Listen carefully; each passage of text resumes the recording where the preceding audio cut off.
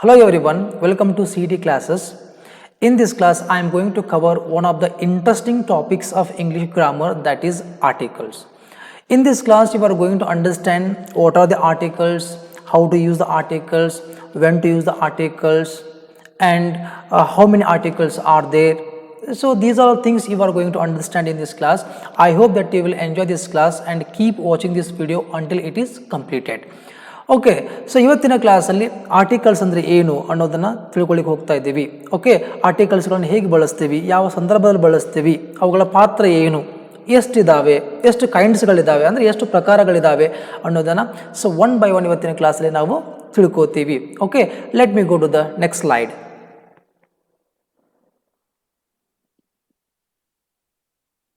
S, what are the articles?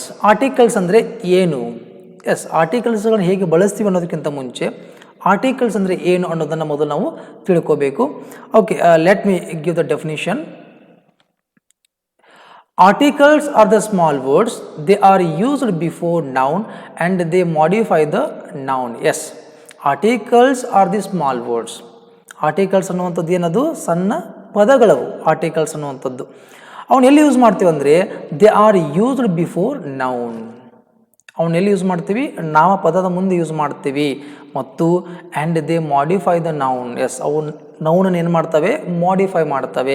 ಅವು ಯಾವ ರೀತಿ ಮಾಡಿಫೈ ಮಾಡ್ತವೆ ಅನ್ನೋದನ್ನು ನಾನು ನಿಮ್ಗೆ ಹೇಳ್ತಾ ಹೋಗ್ತೀನಿ. ದೆನ್ ನಾಮಪದದ ಮುಂದೆ ಅವ್ನು ಹೇಗೆ ಯೂಸ್ ಮಾಡ್ತೀವಿ ಅನ್ನೋದನ್ನು ಕೂಡ ನಾನು ನಿಮಗೆ ಸೊ ಒನ್ ಬೈ ಒನ್ ಹೇಳ್ತಾ ಹೋಗ್ತೀನಿ. So I hope that you will enjoy this class.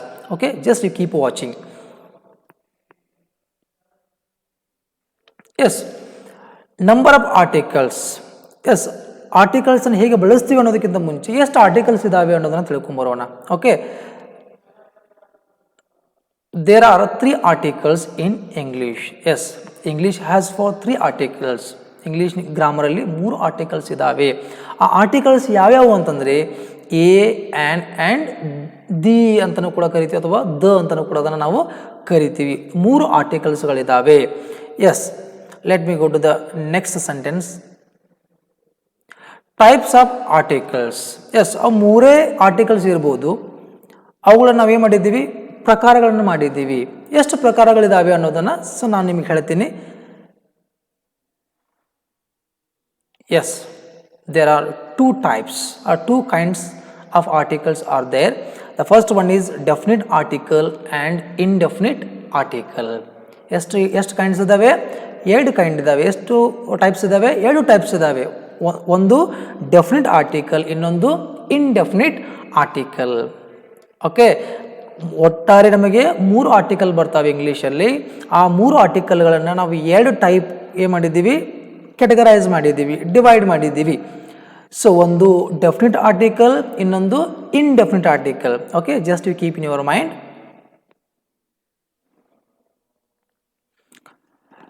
Definite article and indefinite article. Yes, 2 ಪ್ರಕಾರಗಳನ್ನು ಮಾಡಿದ್ದೀವಿ. ಅದರಲ್ಲಿ ಯಾವುದು ಡೆಫಿನಿಟ್ ಆರ್ಟಿಕಲ್ಲು ಮತ್ತು ಯಾವುದು ಇನ್ಡೆಫಿನಿಟ್ ಆರ್ಟಿಕಲ್ ಅಂತ ನಮ್ಗೆ ಗೊತ್ತಾಗಬೇಕಲ್ಲ. Okay, let me go to the next point. Yes, a and an are called indefinite articles because they don't denote any particular person, place and animals etcetera. Yes, ಇವುಗಳಲ್ಲಿ ಯಾವುದು indefinite article? A ಮತ್ತು ಆ್ಯನನ್ನು ನಾವು indefinite article ಅಂತ ಕರಿತೀವಿ. ಯಾಕಂತಂದರೆ ನೋಡ್ರಿ, ಒಂದು ಸಾರಿ ಓದ್ಕೊಂಡ್ಬಿಡ್ರಿ ಆ ಡೆಫಿನೇಷನನ್ನು. A and an are called indefinite articles. ಯಾವ್ಯಾವ ಇನ್ಡೆಫಿನಿಟ್ ಆರ್ಟಿಕಲ್ಸು? ಎ ಮತ್ತು ಆ್ಯನು ಇನ್ಡೆಫಿನಿಟ್ ಆರ್ಟಿಕಲ್ ಅಂತ ಕರಿತೀವಿ. ಯಾಕೆಂದರೆ because they don't denote. Denote ಅಂದರೆ ಏನು? ತೋರಿಸು.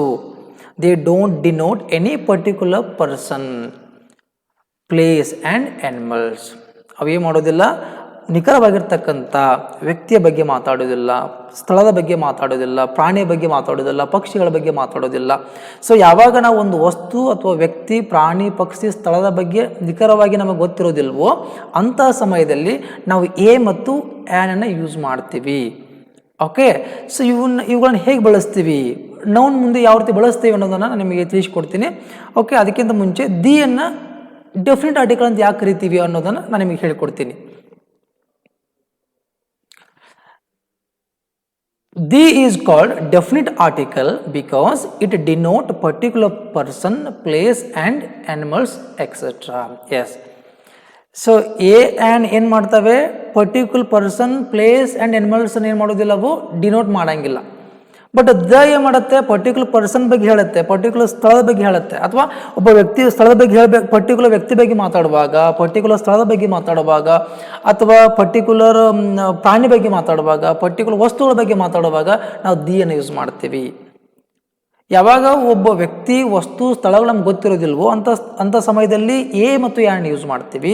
ಯಾವಾಗ ವ್ಯಕ್ತಿ, ವಸ್ತು, ಸ್ಥಳ, ಪ್ರಾಣಿ, ಪಕ್ಷಿಗಳು ಅಥವಾ ನಮಗೆ ಗೊತ್ತಿರ್ತಕ್ಕಂಥ ವಿಷಯದ ಬಗ್ಗೆ ಮಾತಾಡುವಾಗ ನಾವು ದಿಯನ್ನು ಯೂಸ್ ಮಾಡ್ತೀವಿ. ಎಸ್, ಅವನು ಹೇಗೆ ಯೂಸ್ ಮಾಡ್ತೀವಿ ಅನ್ನೋದು ವೆರಿ ಇಂಪಾರ್ಟೆಂಟ್ ಅಲ್ವಾ? Okay, so I hope that you understood all these points. ಇಲ್ಲಿ ಕೊಟ್ಟಿರ್ತಕ್ಕಂಥ ಎಲ್ಲ ಪಾಯಿಂಟ್ಸ್ಗಳು ನಿಮಗೆ ಅರ್ಥ ಆಗಿದೆ ಅಂತ ನಾನು ಭಾವಿಸ್ತೀನಿ. ಓಕೆ, ಒನ್ಸ್ ಅಗೇನ್ ನಾನು ನಿಮಗೆ ಹೇಳ್ಕೊಡ್ತೀನಿ. ಆರ್ಟಿಕಲ್ಸ್ ಅಂತಂದ್ರೆ ಏನು? ಆರ್ಟಿಕಲ್ಸ್ ಅಂತಂದರೆ they are the small words, they are used before noun and they modify the noun. Okay, articles ಅಂತಕ್ಕಂಥದ್ದು ಏನು? ಸಣ್ಣ ಪದಗಳು, ಅವನ್ನ ನಾಮಪದದ ಮುಂದೆ ಯೂಸ್ ಮಾಡ್ತೀವಿ. ಓಕೆ, ಮತ್ತು ನಾಮಪದವನ್ನು ಮಾಡಿಫೈ ಮಾಡಲಿಕ್ಕೆ ಯೂಸ್ ಮಾಡ್ತೀವಿ. ಓಕೆ, ಇಂಗ್ಲೀಷಲ್ಲಿ ಮುಖ್ಯವಾಗಿ ಎಷ್ಟು ಆರ್ಟಿಕಲ್ಸ್ ಇದ್ದಾವೆ? 3 ಆರ್ಟಿಕಲ್ಸ್ ಇದ್ದಾವೆ. ಆ 3 ಆರ್ಟಿಕಲ್ಸ್ಗಳನ್ನ ಏನು ಮಾಡ್ತೀವಿ ನಾವು? ಕೆಟಗರೈಸ್ ಮಾಡ್ತೀವಿ. ಸೊ ಅವು ಯಾವ್ಯಾವು ಅಂತಂದರೆ ಎ ಆ್ಯನ್ ಒಂದು ಕೆಟಗರಿ ಆದರೆ ದಿ ಇನ್ನೊಂದು ಕೆಟಗರಿ ಆಗುತ್ತೆ. ಓಕೆ, ಎ ಮತ್ತು ಆ್ಯನನ್ನು ನಾವು ಏನಂತ ಕರಿತೀವಿ? ಇನ್ಡೆಫಿನಿಟ್ ಆರ್ಟಿಕಲ್ ಅಂತ ಕರಿತೀವಿ. ದಿಯನ್ನು ಡೆಫಿನಿಟ್ ಆರ್ಟಿಕಲ್ ಅಂತ ಕರಿತೀವಿ. ಎ ಮತ್ತು ಆ್ಯನನ್ನು ಯಾಕೆ ನಾವು ಇನ್ಡೆಫಿನಿಟ್ ಆರ್ಟಿಕಲ್ ಅಂತ ಕರಿತೀವಿ ಅಂದರೆ, ಸೊ ಅದು ಇನ್ಡೆಫಿನಿಟ್ ಯಾಕೆ ಕರಿತೀವಿ ಅಂತಂದರೆ, ಯಾವುದೇ ಗೊತ್ತಿಲ್ಲದೆ ಇರತಕ್ಕಂಥ ವ್ಯಕ್ತಿ, ವಸ್ತು, ಸ್ಥಳ ಬಗ್ಗೆ ಮಾತಾಡ್ತೀವಲ್ಲ, ಅವು ನಿಖರವಾಗಿ ಸೂಚಿಸಂಗಿಲ್ಲ. ಅದು ನಮ್ಗೆ ಗೊತ್ತಿಲ್ಲದೆ ಇರುವಂಥ ಸಂದರ್ಭದಲ್ಲಿ ನಾವನ್ನ ಯೂಸ್ ಮಾಡ್ತೀವಿ. ಅದಕ್ಕೋಸ್ಕರ ಅವಕ್ಕೆ ನಾವು ಇನ್ಡೆಫಿನಿಟ್ ಆರ್ಟಿಕಲ್ ಅಂತ ಕರಿತೀವಿ. ದಿಯನ್ನು ಯಾಕೆ ನಾವು ಡೆಫಿನಿಟ್ ಆರ್ಟಿಕಲ್ ಅಂತ ಕರಿತೀವಿ ಅಂದರೆ, ನಿಖರವಾಗಿರ್ತಕ್ಕಂಥ ವಸ್ತು ಬಗ್ಗೆ ಹೇಳುತ್ತೆ, ಇದು ನಿಖರವಾಗಿರ್ತಕ್ಕಂಥ ಸ್ಥಳದ ಬಗ್ಗೆ ಮಾತಾಡುತ್ತೆ, ನಿಖರವಾಗಿರ್ತಕ್ಕಂಥ ವ್ಯಕ್ತಿ ಬಗ್ಗೆ ಮಾತಾಡುತ್ತೆ. ಅದು ನಿಖರವಾಗಿ ವ್ಯಕ್ತಿ ಬಗ್ಗೆ ಮಾತಾಡುವಾಗ, ಸ್ಥಳ ಬಗ್ಗೆ ಮಾತಾಡುವಾಗ, ಪ್ರಾಣಿ ಬಗ್ಗೆ ಮಾತಾಡುವಾಗ, ಪಕ್ಷಿಗಳ ಬಗ್ಗೆ ಮಾತಾಡುವಾಗ ದಿಯನ್ನು ಯೂಸ್ ಮಾಡ್ತೀವಿ. ಅದಕ್ಕೆ ನಾವು ಡೆಫಿನಿಟ್ ಆರ್ಟಿಕಲ್ ಅಂತ ಕರಿತೀವಿ. Okay, so I hope that you are cleared. When to use a or an, a ಮತ್ತು ಆ್ಯನನ್ನು ಯಾವಾಗ ಯೂಸ್ ಮಾಡ್ತೀವಿ ಅನ್ನೋದಕ್ಕಿಂತ ಮುಂಚೆ ಕೆಲವೊಂದಿಷ್ಟು ನಿಮಗೆ ಬೇಸಿಕ್ ಇನ್ಫಾರ್ಮೇಷನ್ಸನ್ನು ನಾನು ನಿಮ್ಗೆ ತಿಳಿಸ್ಕೊಡ್ತೀನಿ. ಇಂಗ್ಲೀಷಲ್ಲಿ ಎಷ್ಟು ಅಲ್ಫಾಬೆಟ್ಸ್ಗಳಿದ್ದಾವೆ? There are 26. ಓಕೆ, 26 ಅಲ್ಫಾಬೆಟ್ಸ್ಗಳಿದ್ದಾವೆ. ಸಿ, ಅವುಗಳನ್ನು ನಾವು ಏನು ಮಾಡಿದ್ದೀವಿ? ಡಿವೈಡ್ ಮಾಡಿದ್ದೀವಿ. ಇಂಗ್ಲೀಷಲ್ಲಿ 5 ವೊವೆಲ್ಸ್ಗಳಿದ್ದಾವೆ. ಅದಕ್ಕೆ ಕನ್ನಡದಲ್ಲಿ ನಾವು ಸ್ವರಗಳು ಅಂತ ಕರಿತೀವಿ. ಆ 5 ಸ್ವರಗಳು ಯಾವ್ಯಾವು ಅಂತಂತಂದರೆ A, E, I, O, U. Yes, ಈ 5 ಪದಗಳನ್ನು ಬಿಟ್ಟು ಉಳಿದಿರ್ತಕ್ಕಂಥ ಪದಗಳಿಗೆ ಏನಂತ ಕರಿತೀವಿ ಅಂದರೆ ನಾವು ಕಾನ್ಸೊನೆಂಟ್ಸ್ ಅಂತ ಕರಿತೀವಿ. ಎಸ್, 26ರಲ್ಲಿ A, E, I, O, U 5 vowels ಅಂತ ತೆಗೆದ್ರೆ ಉಳಿದಿರ್ತಕ್ಕಂಥ ಪದಗಳು ಎಷ್ಟಿದ್ದಾವೆ? 21 ಇದ್ದಾವೆ. ಆ 21 ಪದಗಳಿಗೆ ನಾವೇನಂತ ಕರಿತೀವಿ? ಕಾನ್ಸೊನೆಂಟ್ಸ್ ಅಂತ ಕರಿತೀವಿ. ಹಾಗಾದರೆ ಅವು ಯಾವ್ಯಾವು? B, C, D, F, G, H, J, K, L, M, N, P, Q, R, S, T, V, W, X, Z and usually ವೈನ್ ಕೂಡ ನಾವು ಕಾನ್ಸೊನೆಂಟ್ ಅಂತ ಕನ್ಸಿಡರ್ ಮಾಡ್ತೀವಿ. ಓಕೆ, ಸೊ ಇದನ್ನು ಯಾಕೆ ಕೊಟ್ಟೆ ಅಂತ, ಇದನ್ನು ಯಾಕೆ ನಿಮ್ಗೆ ಹೇಳಿದೆ ಅಂತ ತಿಳ್ಕೊಂಡು ನಿಮ್ಗೆ ಆಮೇಲೆ ಗೊತ್ತಾಗುತ್ತೆ. ಓಕೆ, ಇಂಗ್ಲೀಷಲ್ಲಿ 26 ಅಲ್ಫಾಬೆಟ್ಸ್ ಇದ್ದಾವೆ, 5 ವೊವೆಲ್ಲು, ಉಳಿದಿರ್ತಕ್ಕಂಥ ಪದಗಳಿಗೆ ನಾವು ಕಾನ್ಸೊನೆಂಟ್ ಅಂತ ಕರಿತೀವಿ. ಎಸ್, ಇವಾಗ ನಿಮಗೆ ಕ್ಲಿಯರ್ ಆಗುತ್ತೆ.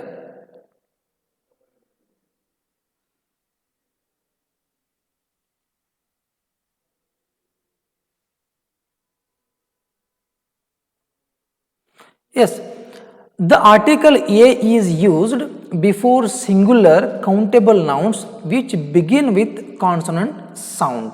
Yes, ಇಲ್ಲಿ ನಿಮಗೆ ಕ್ಲಿಯರೆನ್ಸ್ ಕೊಡ್ತೀನಿ ನೋಡ್ರಿ. ಎ ಆರ್ಟಿಕಲನ್ನು ನಾವು ಯಾವಾಗ ಯೂಸ್ ಮಾಡ್ತೀವಿ ಅಂದರೆ, ಆರ್ಟಿಕಲ್ಸ್ ಎಷ್ಟಿದ್ದಾವೆ? 3 ಇದ್ದಾವೆ, ಎ, ಆ್ಯಂಡ್ ದಿ. ಸೊ ಮೊದಲೇ ಆರ್ಟಿಕಲ್ ಬಗ್ಗೆ ತಿಳ್ಕೊಳ್ಳೋಣ. ಏನು ಯಾವಾಗ ಯೂಸ್ ಮಾಡ್ತೀವಿ ಅಂತಂದರೆ, the article a is used before singular countable noun. Yes, ನಾವು ಕೌಂಟೇಬಲ್ ನೌನ್ ಮುಂದೆ ಯೂಸ್ ಮಾಡ್ತೀವಿ. ಓಕೆ, ಸಿಂಗುಲರ್ ಆಗಿರ್ತಕ್ಕಂಥ ನೌನ್, ಅದು ಸಿಂಗುಲರ್ ಆಗಿರ್ಬೇಕು ಅದು. ಓಕೆ, ಆ ಸಿಂಗುಲರ್ ನೌನ್ ಮುಂದೆ ನಾವು ಯೂಸ್ ಮಾಡ್ತೀವಿ. ಫಾರ್ ಎಕ್ಸಾಂಪಲ್, ಪೆನ್ ಅನ್ನೋದು ಸಿಂಗುಲರ್, ಪೆನ್ಸ್ ಅನ್ನೋದು ಪ್ಲೂರಲ್. ನಾವು ಪೆನ್ಸ್ ಮುಂದೆ ಏನು ಯೂಸ್ ಮಾಡೋದಿಲ್ಲ, ಪೆನ್ ಮುಂದೆ ಎ ಯೂಸ್ ಮಾಡ್ತೀವಿ. ಫಾರ್ ಎಕ್ಸಾಂಪಲ್, ಬುಕ್ ಅನ್ನೋದು ಸಿಂಗುಲರ್, ಬುಕ್ಸ್ ಅನ್ನೋದೇನು ಪ್ಲೂರಲ್. ಅಂದರೆ ನಾವು ಬುಕ್ ಮುಂದೆ ಎ ಯೂಸ್ ಮಾಡ್ತೀವಿ, ಹೌದಾ? ಬುಕ್ಸ್ ಮುಂದೆ ಏನ ಯೂಸ್ ಮಾಡೋದಿಲ್ಲ. ಅಂಡರ್ಸ್ಟ್ಯಾಂಡಿಂಗ್? ಅಂತಹ ಪದಗಳ ಮುಂದೆ ಅಥವಾ ನಾಮಪದಗಳ ಮುಂದೆ ನಾವು ಏನ ಯೂಸ್ ಮಾಡ್ತೀವಿ. ಮತ್ತು ಇನ್ನೊಂದು ರೂಲ್ಸ್ ಇದೆ, which begin with consonant sound. Yes, ಎಂಥ ಪದ ಮುಂದೆ ಯೂಸ್ ಮಾಡ್ತೀವಿ, ಎಂಥ ನೌನ್ ಮುಂದೆ ಯೂಸ್ ಮಾಡ್ತೀವಿ, ಯಾವ ನಾಮಪದ ಕಾನ್ಸೋನೆಂಟ್ ಸೌಂಡಿಂದ ಶುರುವಾಗುತ್ತೋ, ಓಕೆ, ಅದು ವ್ಯಂಜನ ಅಂತ ಕರಿತೀವಿ ನಾವು. ಓಕೆ, ಅಂದರೆ ಫಾರ್ ಎಕ್ಸಾಂಪಲ್ ಪೆನ್ ಅಂತ ತಿಳ್ಕೊ ಅಂದೆ, ಅ ಪೆನ್ ಅಂತ ನಾವು ಅನ್ಬೋದು, ಅಥವಾ ಎ ಪೆನ್ ಅಂತ ನಾವು ಅನ್ಬೋದು. ಯಾಕೆ ಎ ಪೆನ್ ಅನ್ಬೋದು ಅಂತಂದರೆ, ಪಿ ಅನ್ನೋದು ಯಾವುದಿಂದ ಶುರುವಾಗಿದೆ? ಪಿ ಅಂತಕ್ಕಂಥ ಪದ ಯಾವುದಿಂದ ಶುರುವಾಗಿದೆ? ಕಾನ್ಸೋನೆಂಟಿಂದ ಶುರುವಾಗಿದೆ ತಾನೆ. ಅಂದರೆ ಯಾವ ಪದ ಕಾನ್ಸೋನೆಂಟಿಂದ ಶುರುವಾಗುತ್ತೋ ಅಂಥ ಪದದ ಮುಂದೆ ನಾವು ಏನ ಯೂಸ್ ಮಾಡ್ತೀವಿ. ನಿಮಗೆ ಎಕ್ಸಾಂಪಲ್ಸ್ ಕೊಟ್ಟರೆ ನಿಮ್ಗೆ ಅರ್ಥ ಆಗುತ್ತೆ. ಓಕೆ, ಇದು ಕ್ಲಿಯರ್ ಆಯ್ತಲ್ಲ ನಿಮಗೆ?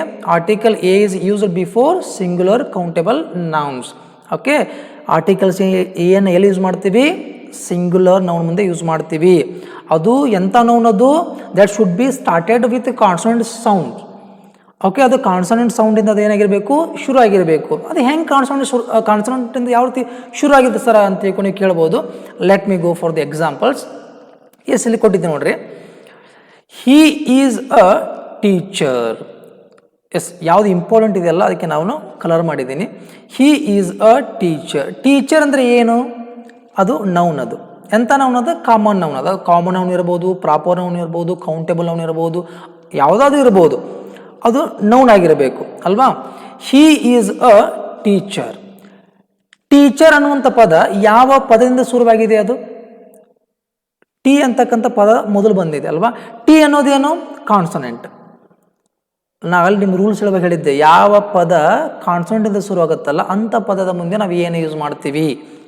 ಓಕೆ, ಟಿ ಅನ್ನೋದೇನು? ಕಾನ್ಸನೆಂಟ್. ಅದಕ್ಕೋಸ್ಕರ ನಾವು ಏನು ಯೂಸ್ ಮಾಡಿದ್ದೀವಿ ಅಲ್ಲಿ? ಏನು ಯೂಸ್ ಮಾಡಿದ್ವಿ. He is a teacher. Okay, consonant sound ಮುಂದೆ ಯೂಸ್ ಮಾಡಿ ತಾನೆ ಅದನ್ನು. Yes, she doesn't own a car.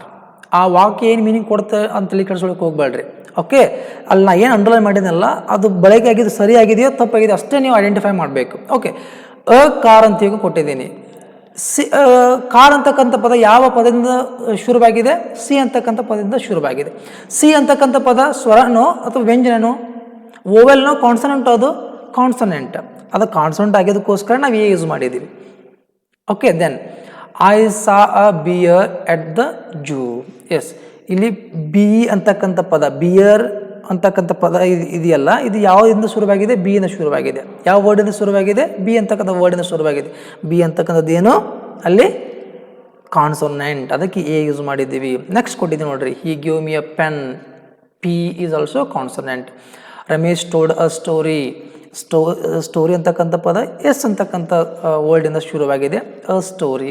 ಅದಕ್ಕೋಸ್ಕರ ನಾವಲ್ಲಿ ಏನು ಯೂಸ್ ಮಾಡಿದ್ದೀವಿ. ಅರ್ಥ ಆಯ್ತಲ್ಲ ನಿಮಗೆ?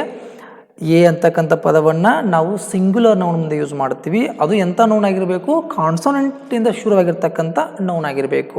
ಓಕೆ, ಇಲ್ಲಿ ಇದು ನೋಡ್ರಿ, ನಾನು ಒಂದ್ಸಲ ನಿಮಗೆ ರಿಪೀಟ್ ಮಾಡ್ತೀನಿ. ನಾನು ನಿಮಗೆ ಆ ಕಾನ್ಸೋನೆಂಟ್ ಯಾವ ಅಂತಂದರೆ ಇಲ್ಲಿ ಇದು ನೋಡ್ರಿ, B C D F G H J K L M N. So ಇವೆಲ್ಲ ಕಾನ್ಸೋನೆಂಟ್ಸ್ ಅಂತ ಕರಿತೀವಿ ನಾವಿಗೆ. Okay, S.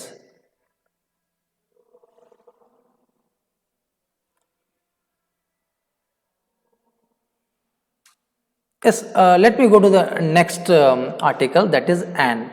ಈಗ ಎ ತಿಳ್ಕೊಂಡಿದ್ದೀವಿ ನಾವು, ಆ್ಯನ್ ಆರ್ಟಿಕಲ್ಸ್ ಬಗ್ಗೆ ತಿಳ್ಕೊಳ್ಳೋಣ.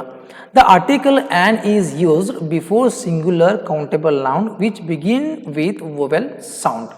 S, let's see the difference between a and an. A ಅನ್ನು ಯಾವಾಗ ಯೂಸ್ ಮಾಡ್ತಿದ್ವಿ? ಅದನ್ನು ಸಿಂಗ್ಯುಲರ್ ಕೌಂಟೇಬಲ್ ನೌನ್ ಮುಂದೆ ಯೂಸ್ ಮಾಡ್ತಿದ್ವಿ. ಆ ನೌನು ಯಾವ ಪದದಿಂದ ಶುರುವಾಕಿತ್ತು? ಕಾನ್ಸೋನೆಂಟಿಂದ ಶುರುವಾಕಿತ್ತು. ಅವಾಗ ಎ ಯೂಸ್ ಮಾಡ್ತಿದ್ವಿ. ಯಾನ್ ಯಾವಾಗ ಯೂಸ್ ಮಾಡ್ತೀವಿ ಅಂದರೆ ಯಾವ ಪದ ಸ್ವರದಿಂದ ಶುರುವಾಗಿರುತ್ತೋ. ಸ್ವರಗಳು ಯಾವ್ಯಾವು? A E I O U. ಯಾವ ಪದ ಸ್ವರದಿಂದ ಶುರುವಾಗಿರುತ್ತೋ ಅಂಥ ಪದದ ಮುಂದೆ ನಾವು ಯೂಸ್ ಮಾಡ್ತೀವಿ? ಆ್ಯನ್ ಯೂಸ್ ಮಾಡ್ತೀವಿ. For example, he is an actor. Yes, actor ಅಂತಕ್ಕಂಥ ಪದ ಇದೆಯಲ್ಲ, ಇದು ಯಾವ ವರ್ಡಿಂದ ಶುರುವಾಗಿದೆ? ಎ ಅಂತಕ್ಕಂಥದ್ದೇನು? ಸ್ವರ ಅಥವಾ ವೋವೆಲ್ ಅಂತ ಕರಿತೀವಿ. ಓಕೆ, ಸ್ವರದಿಂದ ಶುರುವಾಗತಕ್ಕಂಥ ನೌನಿನ ಮುಂದೆ ನಾವು ಆ್ಯನ್ ಯೂಸ್ ಮಾಡ್ತೀವಿ. Understanding what I'm telling you are? Yes, he is an actor. Yes, she did not get any invitation. Yes, invitation ಅಂತಕ್ಕಂಥ ಪದ ಯಾವ ಪದದಿಂದ ಅದು ಶುರುವಾಗಿದೆ? ಆ ಅನ್ನೋದೇನು ಸ್ವರ ಅದು. Okay, A E I O U. Okay, yes, ಅದಕ್ಕೋಸ್ಕರ ಆ್ಯನ್ ಯೂಸ್ ಮಾಡಿದ್ದೀವಿ. ಯಾವ ಪದ ಕಾನ್ಸನೆಂಟ್ ಸೌಂಡಿಂದ ಶುರುವಾಗಿರುತ್ತೋ ಅದ್ರ ಮುಂದೆ ಎ ಯೂಸ್ ಮಾಡ್ತೀವಿ, ಯಾವುದು ಸ್ವರದಿಂದ ಶುರುವಾಗಿರುತ್ತೋ ಅದ್ರ ಮುಂದೆ ನಾವು ಆ್ಯನನ್ನು ಯೂಸ್ ಮಾಡ್ತೀವಿ. Yes, I saw an eagle at the zoo. Yes, eagle, E ಅಂತಕ್ಕಂಥದ್ದು ಏನು ಸ್ವರ, ಅದಕ್ಕೋಸ್ಕರ ಆ್ಯನ್ ಯೂಸ್ ಮಾಡಿದ್ದೀವಿ. He give me an apple.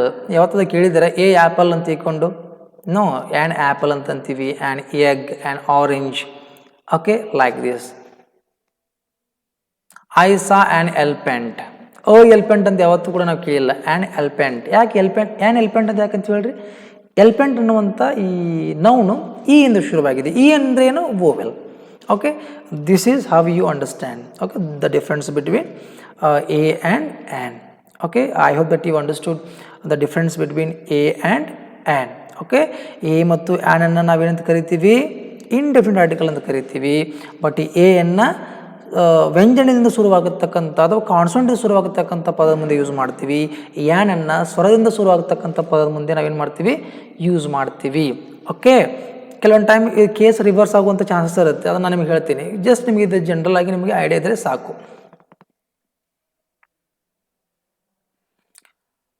How to use the article the. Yes, ಈಗ ಎ ಮುಗೀತು, ಆ್ಯನ್ ಮುಗೀತು, ದಿ ಅನ್ನು ಹೇಗೆ ಯೂಸ್ ಮಾಡಬೇಕು ಅನ್ನೋದನ್ನು ಹೇಳ್ಕೊಡ್ತೀನಿ. ಸೊ ದಿ ಅಂದರೆ ಏನು ಅನ್ನೋದನ್ನು ತಿಳ್ಕೊಳ್ಳೋಣ. Let me read the definition. The definite article the is used before both singular and plural nouns when the noun is specific. Okay, ನೋಡಿಲೆ ಎ ಮತ್ತು ಆ್ಯನ್ ಎಲ್ಲಿ ಯೂಸ್ ಮಾಡ್ತಾ ಇದ್ದೀವಿ, ಸಿಂಗ್ಯುಲರ್ ನೌನ್ ಮುಂದೆ ಯೂಸ್ ಮಾಡ್ತಿದ್ದೀವಿ ಅಂತ ತಿಳ್ಕೊಂಡ್ರೆ ಡೆಫಿನೇಷನಲ್ಲಿ ಸಿಂಗ್ಯುಲರ್ ನೌನ್ ಮುಂದೆ ಎ ಮತ್ತು ಆ್ಯನ್ ಯೂಸ್ ಮಾಡ್ತೀವಿ. ಬಟ್ ದಿ ಅನ್ನು ಸಿಂಗ್ಯುಲರ್ ನೌನ್ ಮುಂದೆ ಯೂಸ್ ಮಾಡಬಹುದು, ಪ್ಲೂರಲ್ ನೌನ್ ಮುಂದೆ ಕೂಡ ಯೂಸ್ ಮಾಡಬಹುದು. ಫಾರ್ ಎಕ್ಸಾಂಪಲ್, ದಿ ಪೆನ್ ಅನ್ನು ಅನ್ಬೋದು ಅಥವಾ ದಿ ಪೆನ್ಸ್ ಕೂಡ ಅನ್ಬೋದು. ದಿ ಬುಕ್ ಆದರೂ ಅನ್ಬೋದು, ದಿ ಬುಕ್ಸ್ ಆದರೂ ಅನ್ಬೋದು. ಅಂದರೆ ಸಿಂಗ್ಯುಲರ್ ನೌನ್ ಮುಂದೆ ಯೂಸ್ ಮಾಡಬಹುದು, ಪ್ಲೂರಲ್ ನೌನ್ ಮುಂದೆನೂ ಕೂಡ ಅದನ್ನು ಯೂಸ್ ಮಾಡಬಹುದು. Okay, understanding. Okay, he purchased the car. Okay, so ದನ ಯಾವಾಗ ಯೂಸ್ ಮಾಡ್ತೀವಿ ಅಂದರೆ ಯಾವಾಗ ನಮಗೊಂದು ವಸ್ತು ನಮಗೆ ನಿಖರವಾಗಿ ಗೊತ್ತಿರುತ್ತೋ ಅಂತ ಸಂದರ್ಭದಲ್ಲಿ ದನ ಯೂಸ್ ಮಾಡ್ತೀವಿ. ಓಕೆ, ಸೊ ಇನ್ನೂ ಸಾಕಷ್ಟು ಎಕ್ಸಾಂಪಲ್ಸ್ನ ಕೊಡ್ತೀನಿ, ಅದನ್ನ ನಿಮ್ಗೆ ಕನ್ವಿನ್ಸ್ ಮಾಡ್ತೀನಿ. You don't worry about that. Just ನಿಮಗೆ ಕೆಲವೊಂದು ಜನರಲ್ ಐಡಿಯಾಗಳನ್ನ ಕೊಡ್ತಾ ಇದ್ದೀನಿ ಇವಾಗ ಅಷ್ಟೇ. Okay, he purchased the car. Okay, he purchased the cars ಕೂಡ ಅನ್ಬೋದು. ಅಂದರೆ ಕಾರ್ ಅನ್ನೋದು ಸಿಂಗ್ಯುಲರ್, ಕಾರ್ಸ್ ಅನ್ನೋದು ಪ್ಲೂರಲ್. ನಾವು ಬೋತ್ ಯೂಸ್ ಮಾಡ್ಬೋದು, ಬೋತ್ ಸೈಡ್ ಯೂಸ್ ಮಾಡ್ಬೋದು. she brought the pen. Okay, he prepared for the exam. Yes, ನೋಡಿಲ್ಲೇ ದಿ ಅನ್ನು ನಾವು ಓವೆಲ್ ಸೌಂಡ್ ಹೊಂದಿರತಕ್ಕಂಥ ಪದ ಮುಂದಿನ ಕೂಡ ಯೂಸ್ ಮಾಡಬಹುದು, ಅಥವಾ ಕಾನ್ಸನೆಂಟ್ ಶುರುವಾಗಿರ್ತಕ್ಕಂಥ ಪದ ಮುಂದಿನ ಕೂಡ ಯೂಸ್ ಮಾಡಬಹುದು. ಫಾರ್ ಎಕ್ಸಾಂಪಲ್, ಕಾರ್ ಅನ್ನುವಂಥ ಪದ ಕಾನ್ಸನೆಂಟಿಂದ ಶುರುವಾಗಿದೆ, ಎಕ್ಸಾಮ್ ಅನ್ನೋದು ಓವೆಲ್ ಪದದಿಂದ ಶುರುವಾಗಿದೆ. ಅಂದರೆ ದಿ ಅನ್ನು ನಾವು ಸ್ವರದ ಮುಂದೆ ಯೂಸ್ ಮಾಡಬಹುದು, ಸ್ವರದಿಂದ ಶುರುವಾಗಿರ್ತಕ್ಕಂಥ ಪದದ ಮುಂದೆ ಯೂಸ್ ಮಾಡಬಹುದು, ವ್ಯಂಜನದಿಂದ ಶುರುವಾಗಿರ್ತಕ್ಕಂಥ ಪದದ ಮುಂದೆ ಕೂಡ ಯೂಸ್ ಮಾಡಬಹುದು. It must be clear to you people. Okay, then singular ಮುಂದೆ ಯೂಸ್ ಮಾಡಬಹುದು, ಪ್ಲೂರಲ್ ಮುಂದೆ ಕೂಡ ಯೂಸ್ ಮಾಡಬಹುದು. This is okay. Then Naveen watched the movie. Okay, Raju gave me the notes. Okay, these are the examples on the the. Yes, then ಕೆಲವೊಂದು time A ಮತ್ತು ಆ್ಯನನ್ನು use ಮಾಡುವಂಥ ಏನಿದೆಯಲ್ಲ formula change ಆಗ್ಬೋದು. ಈಗ ನಾ ಇಷ್ಟೊತ್ತೇನು ಹೇಳಿದೆ, ಎನ್ನು ಇಲ್ಲಿ ಯೂಸ್ ಮಾಡ್ತೀವಿ, ಕಾನ್ಸನೆಂಟಿಂದ ಶುರುವಾಗ ಪದದ ಮುಂದೆ ಯೂಸ್ ಮಾಡ್ತೀವಿ ಅಂತ ಹೇಳಿದೆ. ಕೆಲವೊಂದು ಟೈಮ್ ಏನಾಗುತ್ತೆ, ಓವೆಲಿಂದ ಶುರುವಾಗತಕ್ಕಂಥ ಪದದ ಮುಂದೆ ಕೂಡ ಯೂಸ್ ಮಾಡ್ತೀವಿ ಎನ್ನು. ಆ ಕೇಸ್ ಕೆಲವೊಂದು ಟೈಮ್ ಉಲ್ಟಾ ಆಗುತ್ತೆ. ದೆನ್ ಆ್ಯನ್ ಏನು ಹೇಳಿದೆ, ಯಾನ್ ಯಾವಾಗ ಯೂಸ್ ಮಾಡ್ತೀವಿ, ಓವಲಿಂದ ಶುರುವಾಗತಕ್ಕಂಥ ಪದ ಮುಂದೆ ಯೂಸ್ ಮಾಡ್ತೀವಿ ಅಂತ ಹೇಳಿದ್ದೆ ನಿಮಗೆ ಆ್ಯನನ್ನು. ಕೆಲವೊಂದು ಟೈಮು ಕಾನ್ಸನೆಂಟ್ ಶುರುವಾಗತಕ್ಕಂಥ ಪದದ ಮುಂದೆ ಕೂಡ ಆ್ಯನ್ ಯೂಸ್ ಮಾಡ್ತೀವಿ ನಾವು. ಸೊ ಅದು ಯಾವ್ದು ಯೂಸ್ ಮಾಡ್ತೀವಿ, ಅವು ಎಂಥ ಪದಗಳ ಮುಂದೆ ಯೂಸ್ ಮಾಡ್ತೀವಿ ಅನ್ನೋದನ್ನು ಸೊ ನಾನು ನಿಮಗೆ ತಿಳಿಸ್ಕೊಡ್ತೀನಿ. You don't worry about that one. Next ಕ್ಲಾಸಲ್ಲಿ ಎಲ್ಲವನ್ನು ಕೂಡ ಕ್ಲಿಯರಾಗಿ ನಿಮಗೆ ತಿಳಿಸ್ಕೊಡ್ತೀನಿ. ಸೊ ಇವತ್ತಿನ ಕ್ಲಾಸು ನಿಮಗೆ ಅಂಡರ್ಸ್ಟ್ಯಾಂಡ್ ಆಗಿದೆ ಅಂತ ಹೇಳಿ ನಾನು ಭಾವಿಸ್ತೀನಿ. ಓಕೆ, ಸೊ ಒನ್ಸ್ ಅಗೇನ್ ನಾನು ರಿಪೀಟ್ ಮಾಡ್ತೀನಿ. ಸೊ ಇಂಗ್ಲೀಷಲ್ಲಿ 3 ಆರ್ಟಿಕಲ್ಸ್ ಇದ್ದಾವೆ. ಆ 3 ಆರ್ಟಿಕಲ್ಸ್ ಯಾವ್ಯಾವು? A and the. ಇವುಗಳನ್ನು ನಾವು ಕೆಟಗರೈಸ್ ಮಾಡಿದ್ದೀವಿ. ಒಂದು ಡೆಫಿನೆಟ್ ಆರ್ಟಿಕಲ್ಲು, ಇನ್ನೊಂದು ಇನ್ಡೆಫಿನೆಟ್ ಆರ್ಟಿಕಲ್. ಎ ಮತ್ತು ಆ್ಯನನ್ನು ಇನ್ಡೆಫಿನೆಟ್ ಆರ್ಟಿಕಲ್ ಅಂತ ಕರಿತೀವಿ. ಯಾಕಂದರೆ they don't denote any particular person, place, etcetera. Okay. The ಅನ್ನು ಡೆಫಿನೆಟ್ ಆರ್ಟಿಕಲ್ ಅಂತ ಕರಿತೀವಿ because it denotes particular person, place, things, etcetera. Okay, so I hope that you have understood this class, and I hope that you enjoyed this class and keep watching the videos. Okay, have a nice day. Thanks for your patience.